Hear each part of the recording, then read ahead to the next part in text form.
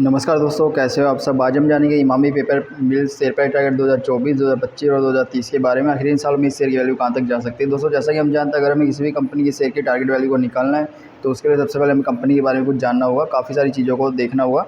उसके बाद जो है हम इस अंदाजित वैल्यू को निकाल सकेंगे। तो चलिए वीडियो को शुरू करते हैं।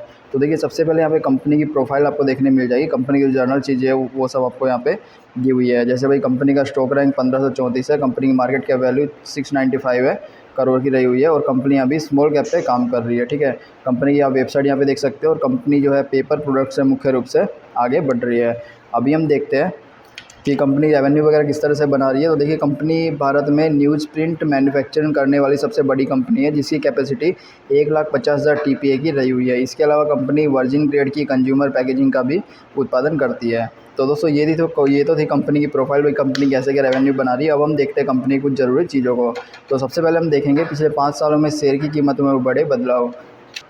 तो देखिए, अगर 27 मई 2019 को देखें तो कंपनी के शेयर की वैल्यू 151 रुपये के आसपास ट्रेड किया करती थी, और अगर 5 सालों के बाद यानी 6 मई 2024 को देखें तो कंपनी की शेयर की वैल्यू 108 रुपये के आसपास ट्रेड कर रही है, और ये मैक्सिमम गई है 214 रुपये तक। तो देखिए, पिछले 5 सालों में इस शेयर की वैल्यू ने कितना सर्वाइव किया है, मतलब 151 से बढ़ के 214 रुपये तक हुई है। मतलब कंपनी लगभग 2 गुना का रिटर्न पिछले 5 सालों में दिया है। और अगर ओवरऑल देखें तो भाई कंपनी ने -28% का रिटर्न पिछले 5 सालों में दिया है। पर शेयर की वैल्यू को देखते हुए हम इसको एक प्लस पॉइंट दे सकते हैं। यहाँ पे हमने एक प्लस पॉइंट और माइनस पॉइंट के लिए एक व्हाइट बोर्ड को रखा है, जहाँ पे हम प्लस पॉइंट और माइनस पॉइंट को ऐड करेंगे। तो जैसे कि हमने देखा भाई कंपनी के शेयर की वैल्यू ज़्यादा तो नहीं बढ़ी, पर लगातार थोड़ी बहुत बढ़ती हुई देखी जा सकती है, इसलिए हमने इसको एक प्लस पॉइंट दे दिया है। उसके बाद हम देखेंगे पिछले 5 सालों में कंपनी की फाइनेंशियल रिपोर्ट।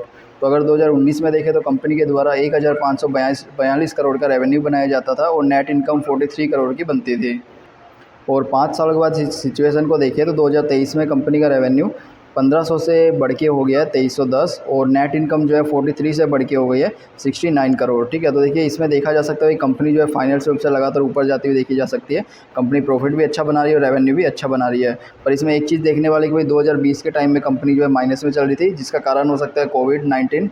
ठीक है, को 2019 में आने वाली महामारी की वजह से काफ़ी सारी कंपनी नुकसान में आ गई थी। तो हो सकता है भाई इस कारण से कंपनी नुकसान में आ गई, पर उसके बाद से कंपनी लगातार प्रॉफिटेबल होती हुई देखी जा सकती है, जो कि एक प्लस पॉइंट है। तो इसको भी हमने एक प्लस पॉइंट दे दिया है। उसके बाद हम देखेंगे पिछले कुछ सालों में कंपनी की संपत्ति में होने वाले फेरफार। कंपनी की संपत्ति यानी कंपनी के एसेट्स, जैसे भाई कंपनी अपने रेवेन्यू सोर्स को बढ़ा रही है, घटा रही है। तो अगर 2019 में देखें तो कंपनी के पास 2110 करोड़ की संपत्ति हुआ करती थी, और अगर 2023 में देखें तो कंपनी के पास 1976 सौ की जो है करोड़ की संपत्ति रही हुई है। तो देखिए, इसमें ज़्यादा गिरावट तो देखने नहीं मिली, पर बढ़ोतरी भी देखने नहीं मिली। इसमें लगभग 200 करोड़ की गिरावट देखी जा सकती है, जो कि एक अच्छा संकेत नहीं माना जाता। तो इसको हम एक माइनस पॉइंट देंगे, क्योंकि अगर कंपनी की संपत्ति लगातार कम हो रही है तो इससे कंपनी के रेवेन्यू सोर्स भी कम होते हुए देखे जा सकते हैं। तो इसलिए हमने इसको एक माइनस पॉइंट में रखा है। अब हम देखेंगे कंपनी के द्वारा दिया जाने वाला डिविडेंड।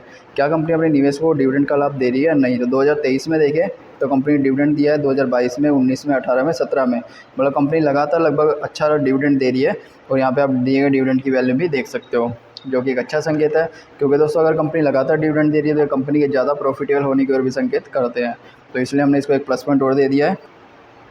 उसके बाद है कंपनी का शेयर होल्डिंग पैटर्न, जिससे हमें पता चलेगा भाई कंपनी में कौन कौन से इन्वेस्टर रहे हुए हैं। सबसे पहला था टोटल प्रमोटर होल्डिंग, कंपनी के द्वारा की गई होल्डिंग। कंपनी ने अपने शेयर की 74% की होल्डिंग की गई है, जिसमें से अच्छी बात यह है कि भाई कंपनी ने इस होल्डिंग को किसी भी प्रकार से बैंक में गिरवी नहीं रखा गया, जो कि 0% है। यह होल्डिंग पूरी तरह से कंपनी के पास रही हुई है, तो इसको हम एक अच्छा संकेत मान सकते हैं। म्यूचुअल फंड के द्वारा 3% की होल्डिंग की गई है, ये भी एक अच्छा संकेत है। इसमें देखिए भारत के बड़े इन्वेस्टर 0% रहे हुए हैं। तो दोस्तों, आखिर क्या कारण कि भाई इस कंपनी में भारत के बड़े इन्वेस्टर निवेश नहीं करना चाहते, तो इसके पीछे भी कुछ कारण हो सकते हैं। तो विदेशी इन्वेस्टर इसमें लगभग ना के बराबर रहे हुए हैं, 0.50%, ये भी एक अच्छा संकेत नहीं है। रिटेल इन्वेस्टर इसमें 21% रहे हुए हैं, तो भाई इसको भी लगभग एक अच्छा संकेत मान सकते हैं। जैसा कि हम जानते हैं रिटेल इन्वेस्टर अगर कम मात्रा में होता है तो अच्छा माना जाता है। तो इसमें अगर हम प्लस पॉइंट देखें, प्लस चीज़ें देखें, तो इसमें भाई हमें एक तो ये देखने मिला कि कंपनी के पास अभी 74% की होल्डिंग उसके पास रखी हुई है, जो किसी भी प्रकार से बैंक में गिरवी नहीं रखी गई। तो इसको हम एक अच्छी चीज़ मान सकते हैं।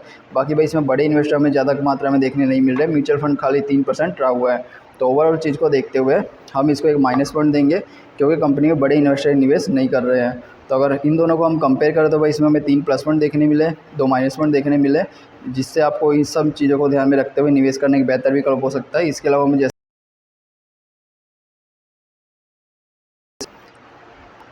मिलते हैं नेक्स्ट वीडियो में। चैनल को सब्सक्राइब, वीडियो को लाइक करना ना भूलें।